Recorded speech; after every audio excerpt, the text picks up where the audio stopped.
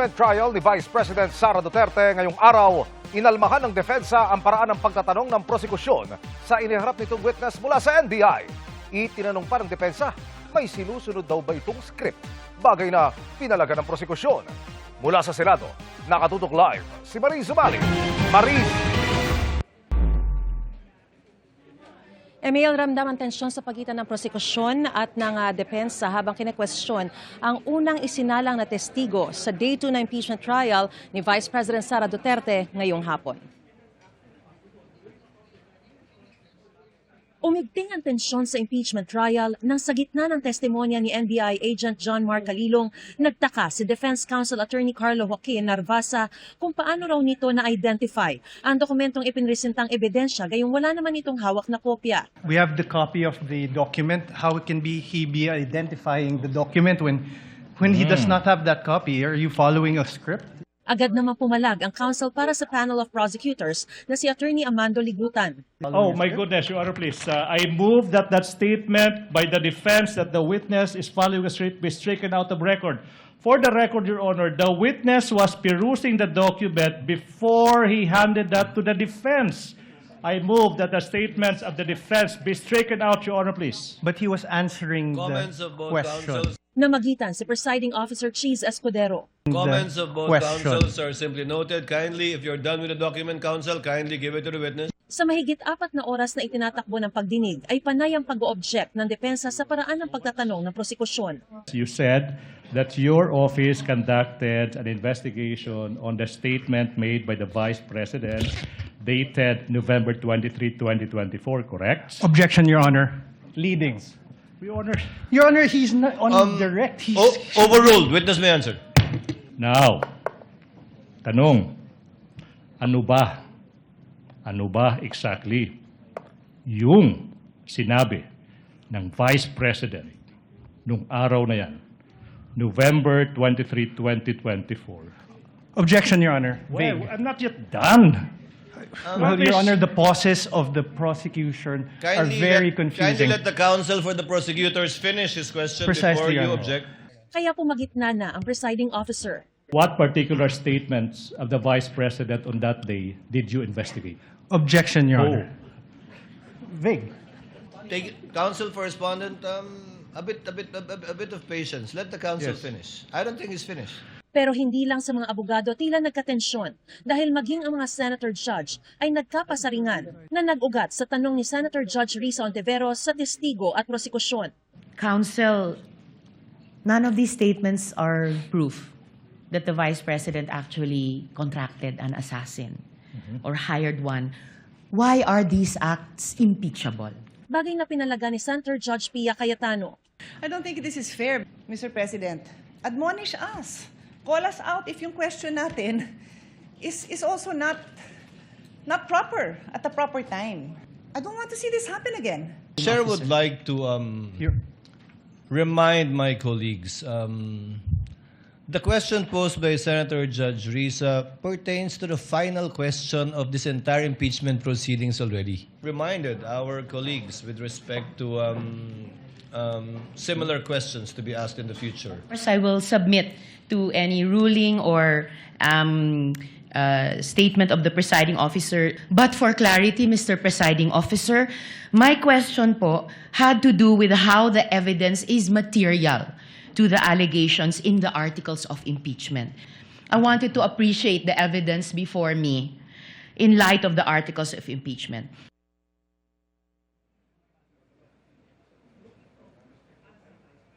Emil, pinagpaliban na muna ang cross-examination ng depensa sa testigo at pasado alas 6 ngayong gabi ay nag-adjourn na impeachment trial na magre-resume bukas ng alas 2 ng hapon. Emil? Maraming salamat, Mariz Umali. At kumuha naman tayo ng update sa paparating na super bagyo kasama si Amor La Rosa ng GMA Weather Center. Amor, gaano kalakas at ano ang dapat paghandaan ng ating mga kapuso sa super bagyong Inday? Salamat, Vicky. Naku, nananatiling malakas at isa pa ring super typhoon ang bagyong tatawaging Inday. Posibleng nasa loob na yan ng Philippine Area of Responsibility sa mga susunod na oras o mamayang madaling araw. Pero bukod po sa super bagyo, dapat ding paghandaan ang lalo pang paglakas ng habagat. Sa pinakahuling datos ng Pag-asa, huling namataan ang sentro nitong bagyo na may international name na Bavi sa layong 1,705 kilometers silangan ng Central Luzon. At taglay po nitong lakas ng hangin nga abot sa 185 kilometers per hour at yung bugso naman yan papalo naman sa 230 kilometers per hour. Ang pagkilos po nito ay pa west-northwest sa ngayon sa bilis na 25 kilometers per hour. At kapag nasa loob na nga yan ng Philippine Area of Responsibility, tatawagin na nga ito sa local name na Inday. Ayon po sa Pag-asa, mababa pa rin ang tsansa nitong maglandfall o tumama sa anumang bahagi ng ating bansa. Pero mga kapuso, posible pa rin lumapit yan dito sa bahagi po ng Batanes, lalo na pagsapit po ng Biyernes.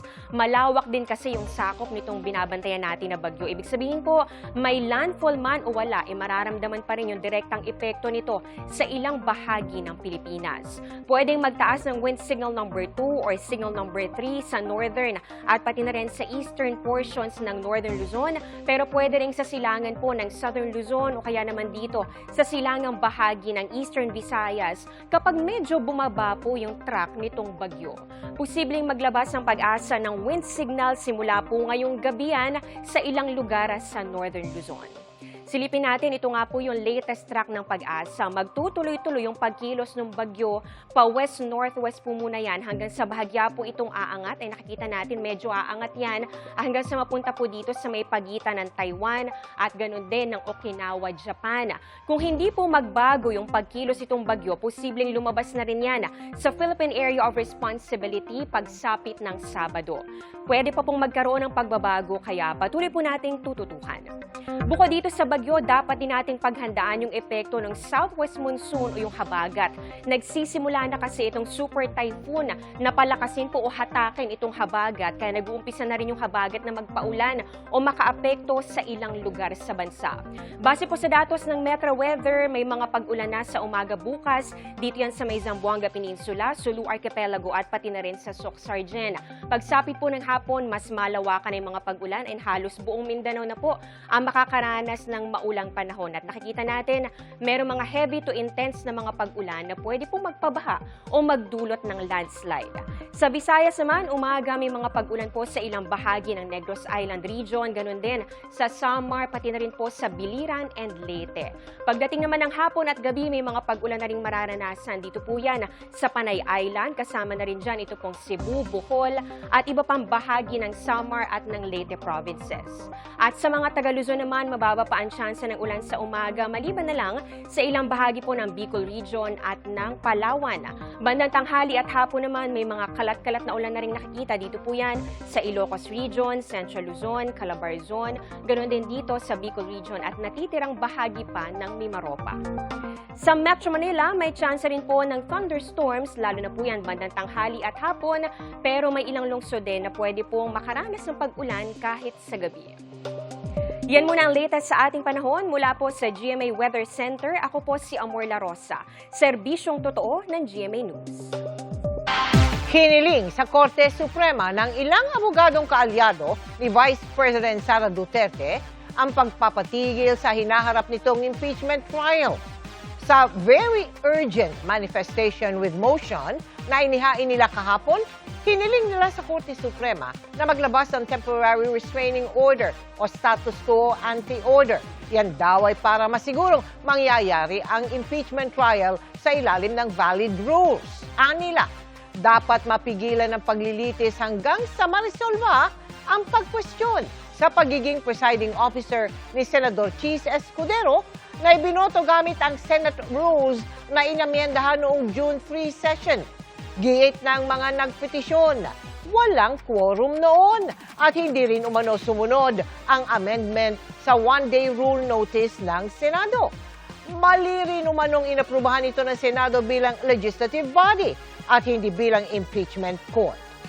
Sinisikap po namin hinga ng tugon ang impeachment court sa petisyong ito. Bistado ang pambubugaw umano sa mga sinalakay na motel sa San Pedro, Laguna. Ang isa sa mga babaeng biktima ay nadiskubring kasama pa ang pamilya sa isa pang motel.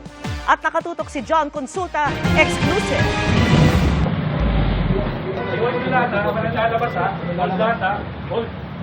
Pinasok ng mga tauhan ng National Bureau of Investigation o NBI ang 3 motel sa San Pedro, Laguna kasama ang Department of Social Welfare and Development o DSWD. Labas!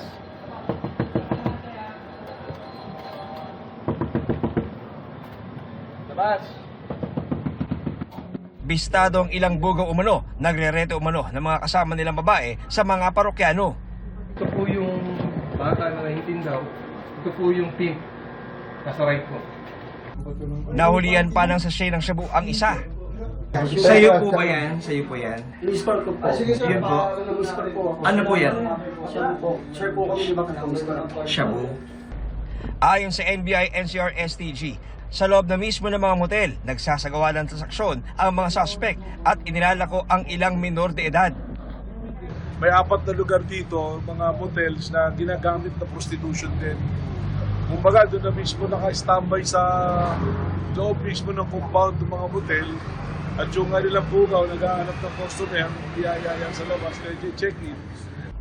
Pero sa kabilang motel, ikinabigla ng NBI ang kanilang nadiskubre. Ang isang babaeng nailigtas sa operasyon, di pala nag-iisa. Dahil habang may kliyente, naka-check-in din sa halos katabing kwarto sa kaparehong motel ang kanyang pamilya. Kasama mo yun, sir? Nag-iipon lang po kami ng pera para makaalis po dito. Ito po mga bata, sino po itong mga to? Mga anak po namin. May isang kwarto silang kinuha, may 2 anak, tapos yung asawa niya, na parang tumatayo na hinahayaan niya yung asawa niya na pumasok dito sa prostitusyon. Sa kabuuan, 15 ang nasagip kabilang ang 4 na menor de edad habang arestado naman ang 14 na bugaw at empleyado ng mga motel. Wala pang pahayag ang ibang inaresto. John Consulta, nakatutok, 24 oras. Mga kapuso, dahil sa lindol, hindi na mapakinabangan ng isang pamilya ang kanilang bahay sa General Santos City na hinuhulugan pa nila sa Pag-ibig Fund. Pero may bentahe pala ang Pag-ibig Loan na makakatulong rin sa pag-upa muna sa ibang bahay habang pinapaayos yan.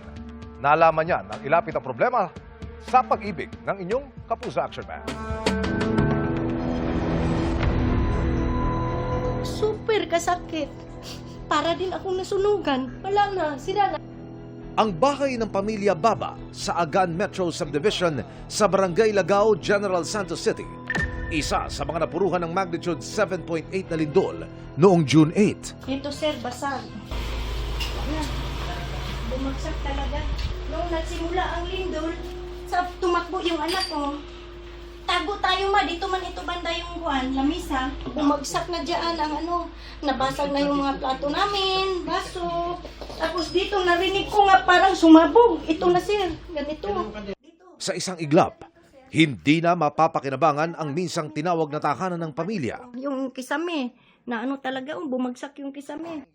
Tulong ang daing ni Alice sa Pag-ibig Fund, lalo't hinuhulugan nila sa ahensya mula noong 2017 ang bayat lupang nagkakahalagang mahigit 2 milyong piso. Utang pa namin ito ni Pag-ibig, sa Agan, Pag-ibig. Tapos ganito ang nangyari. Tutulungan ba kami ni Pag-ibig? Ito, hindi ko man alam.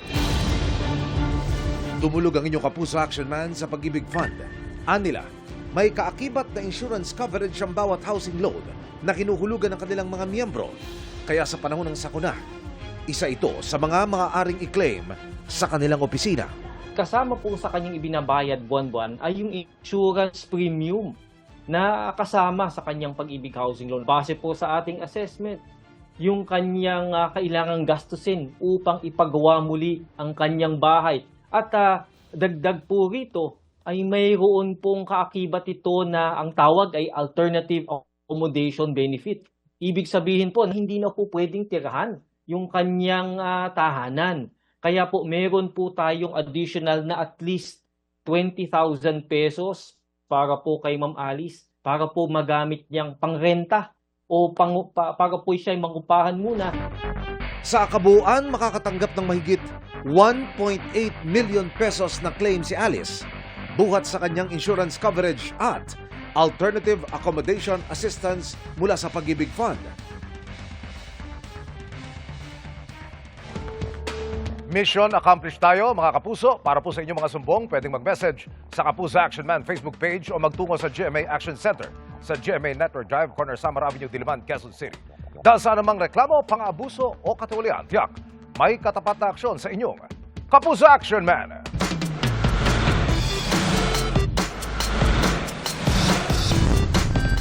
Magandang gabi mga kapuso. Ako po ang inyong Kuya Kim na magbibigay sa inyo ng trivia sa likod mga trending na balita. Dahil naganap ang fake news at paggamit ng artificial intelligence o AI, ayaw pa unggoy ng ilan sa viral na puting unggoy sa Sultan Kudarat. Pero paano kung mahanap ito ng mga otoridad?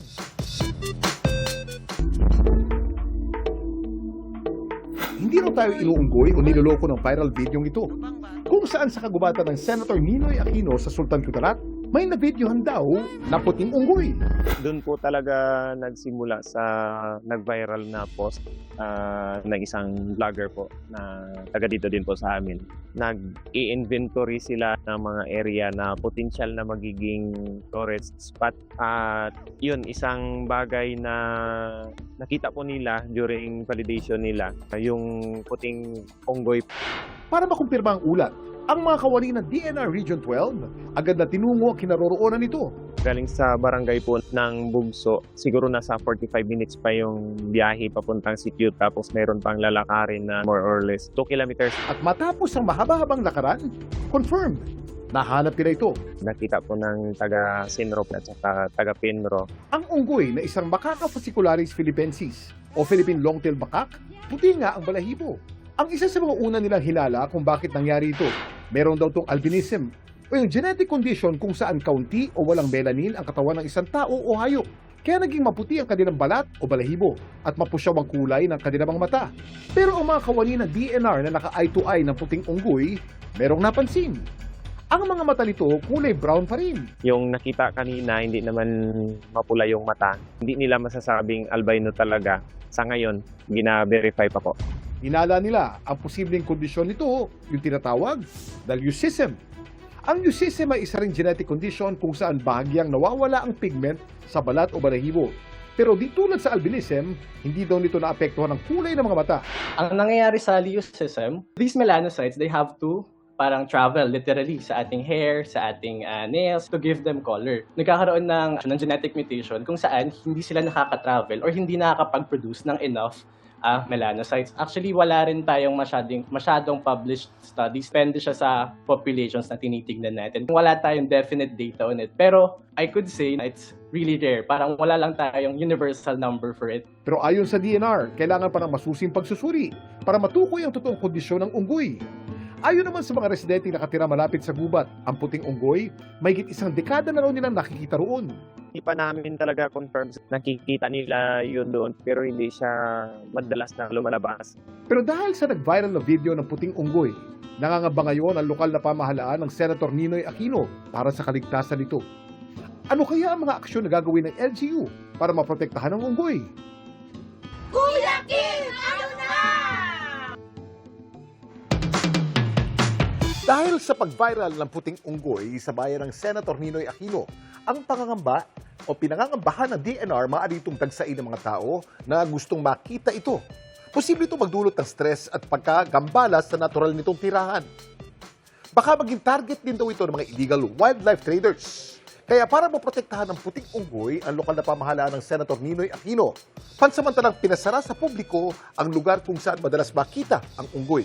Gagawa din ng isang ordinansa ang Barangay Bugso upang gawing formal ang mga hakbang sa pangangalaga sa puting unggoy. Panawagan din ng DNR sa mga vlogger, photographers, mga netizen at residente, huwag isapubliko ang eksaktong lokasyon ng mga wildlife sightings. Isang paalala, lahat ng wildlife sa ating bansa protektado sa ilalim ng Republic Act No. 9147 o Wildlife Resources Conservation and Protection Act. Ang panguhuli, pagpatay at pagkolekta ng anumang wildlife gaya ng puting unggoy sa Sultan Kudarat, labag sa batas at may kaukulang parusa ang mga lalabag. Samantala para malaman ng trivia sa likod ng viral na balita, i-post o i-comment lang #Kuya Kim, ano na? Laging tandaan, importante ang may alam. Ako po si Kuya Kim at sagot ko kayo 24 oras. Na naiharap nila ang kanilang testigo at ebidensya kabilang ang mga video ng banta umano ni Vice President Sara Duterte laban sa Pangulo. At nakatutok live si Tina Panganiban Perez. Tina. Vicky, umalma ang prosekusyon sa pahaging ng depensa na may sinusundang script si John Mark Calilong, ang NBI forensic expert na witness ng prosekusyon para sa Article 4 ng Articles of Impeachment na tungkol sa pagbabanta ni Vice President Sara Duterte kay Pangulong Bongbong Marcos. Ayon kay House Prosecutor Representative Terry Ridon, dapat itong basagin dahil wala itong basehan. Pero ginagalang daw ng prosekusyon ang strategy ng defense team ng BISE. Trabaho raw talaga ng defense counsels na protektahan ang kanilang kliyente. Masaya sina Representative Ridon at House Prosecutor Representative Lawrence Defensor kasi naiharap nila ang kanilang witness, naipresenta nila ang kanilang ebidensya at naipalabas ang video ng BISE ng press conference nito noong November 23, 2024, kung saan pinagbantaan ng BISE si Pangulong Marcos, First Lady Liza Marcos at dating House Speaker Martin Romualdez, pati na ang video ng press conference ng BISE noong October 18, 2024, kung saan sinabi niyang naisip niyang tanggalin o pugutan ng ulo ang Pangulo at huhukayin ang bangkay ng tatay nito at ipatatapon sa West Philippine Sea. Narito ang pahayag ni Representative Defensor na siyang in charge na prosecutor sa Article 4. Yung mga video na yon ay sufisyente, enough to prove betrayal of public trust, to prove culpable violation of the Constitution and high crimes.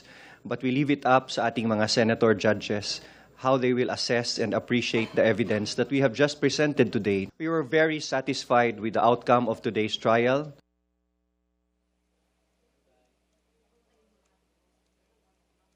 Ayon kay Defensor at kay Representative Ridon, handa ang prosekusyon para sa pagpapatuloy ng trial bukas kung saan inaasahang isasagawa ng depensa ang cross-examination sa witness ng prosekusyon. Vicky? Maraming salamat sa iyo, Tina Panganiban Perez. Nabunyag na ang misteryo sa likod ng maskara ng character na si Captain Serenade sa Kapuso Afternoon Crime Series na You're My Favorite Song, played by Heath Hornales. Pero di lang yan dahil marami pang aabangan sa kwento pati sa mga bida ng serye na naghanda raw ng sorpresa para sa fans. Makichika kay Aubrey Carantel. Sige na, Angel. Takbo na. I'll take care of him. I told you, huwag kang makialam! Sa You're My Favorite Song, naging mainit ang konfrontasyon ng karakter ni Heath Hornales na si Miguel, aka Captain Serenade, at karakter ni Clifford na si Calix. Pero pumagitna ang karakter na si Angel, played by Caprice Cayetano, at na-expose ang nasa loob ng mascot.